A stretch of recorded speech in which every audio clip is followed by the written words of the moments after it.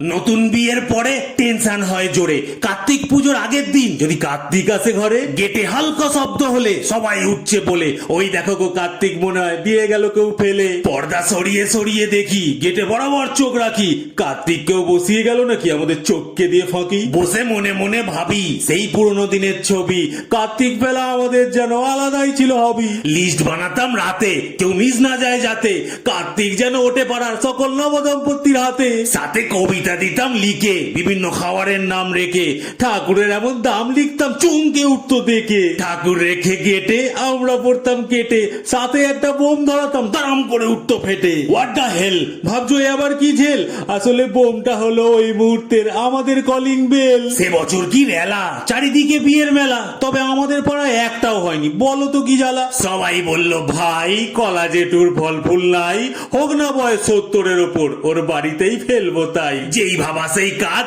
হালকা মেরে ভাজ, কার্তিক ঠাকুর ফেলা হলো সবার বন্ধ রেখে কাজ। কলা জেঠু বলে, কে বাবা ফেললি, কার্তিক রেখে কোথায় চললি, যে প্রদীপের সলতে পুড়ে গেছে তাতে কে বেকার তেল ঢাললি।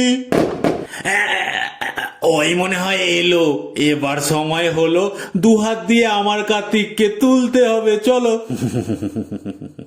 সবাইকে কার্তিক পুজোর অনেক অনেক শুভেচ্ছা।